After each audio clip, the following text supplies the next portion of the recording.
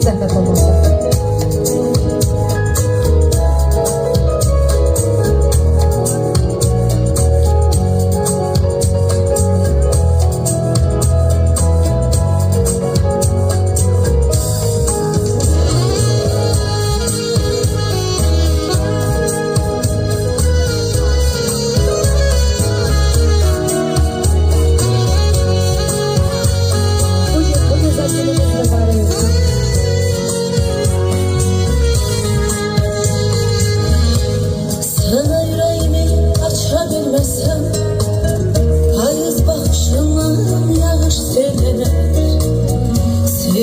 Sözümü söylesem sana, yağış gözlerinde bahar diller.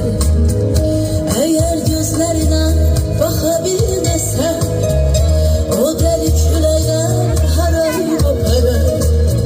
Senden uzaklarda olsam da gülüm, şimşekler sesini sana atar. Bir gün buğdayından geçer, bir gün senin gözlerine köçer. Yüzümü sökeyim göğümüzüne, bir gün saçlarıma sınav çekerim. Bir gün buğdayından geçer, bir gün senin gözlerine köçer.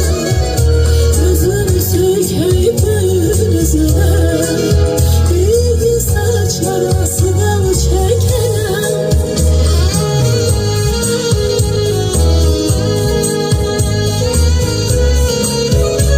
Güzel anam, canım yüreğim, öpüp bağrıma basıram. Allah korusun, Allah can sağlık versin.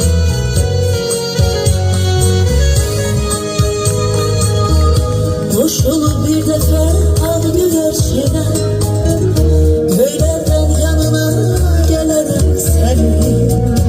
Kalbimde titrer arzuya bir şey, bir gün gözlerinde gülerim seni.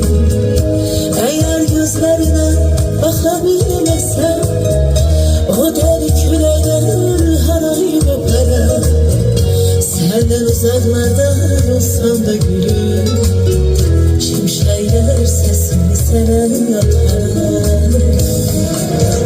Bir gün buğdayından geçer, bir gün senin gözlerine köçer. Yüzümü sökeyim göğümüzüne, bir gün saçlarıma sınav çekerim. Bir gün buğdayından geçerim, bir gün senin gözlerine köçer. Yüzümü sökeyim göğümüzüne, bir gün saçlarıma sınav çekerim. Bize bahar dolu hayat verdiniz.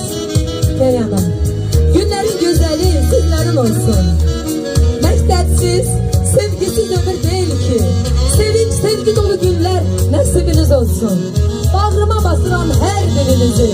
Sevinç əvəz etsin kederinizi. Allah'a emanet edirəm sizi. Tanrının duası sizlerin olsun. Əziz müəllimlər, değerli müəllimlər, bayramınız